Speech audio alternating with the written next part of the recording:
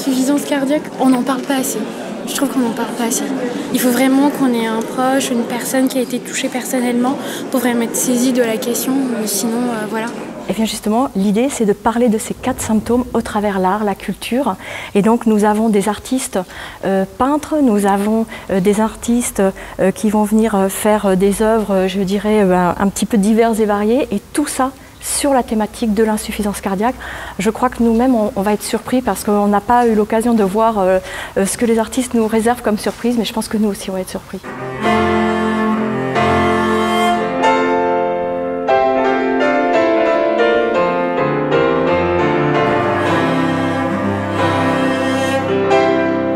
Alors, je m'appelle Lisiane Brunet, je suis artiste peintre, mais dans mes heures de détente.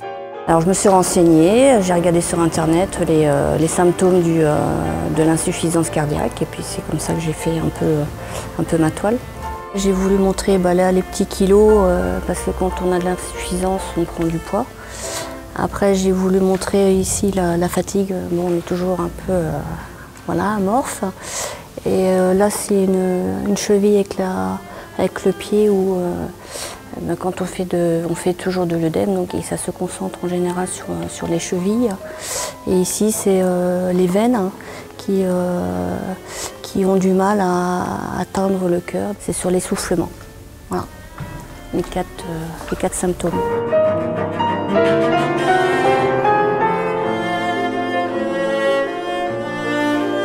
Qui dit insuffisance respiratoire dit forcément insuffisance cardiaque, donc on a un très gros cœur.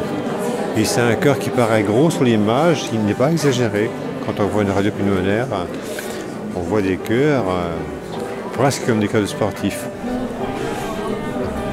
Je pouvais le faire soit en œuvre, entre guillemets, picturale, avec un lâcher-prise complet, mais c'est pas trop.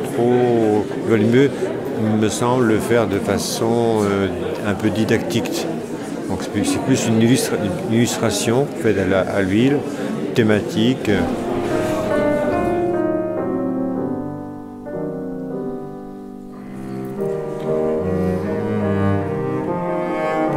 Ça m'a demandé pas mal de recherches parce que je ne connaissais pas du tout le sujet. Beaucoup de témoignages en fait. Je me suis plutôt inspirée de témoignages de malades sur internet que j'ai pu trouver. Je voulais rester sur des teintes très, très claires, très pastel, quelque chose de très éthéré, qui n'avait pas forcément beaucoup de fond, beaucoup de profondeur, beaucoup de relief, comme les symptômes, comme des symptômes qui peuvent passer inaperçus.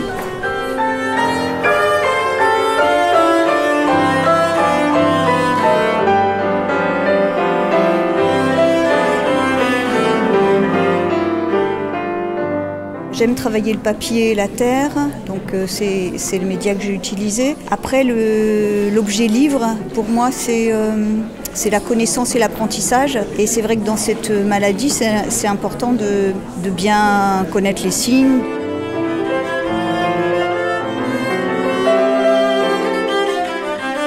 C'est une bonne idée, ça nous fait voir autre chose. On approche la maladie d'une autre manière et je trouve que c'est bien. Alors, on arrive à la clôture de cette soirée avec, on va enfin dire qui sont les gagnants du concours.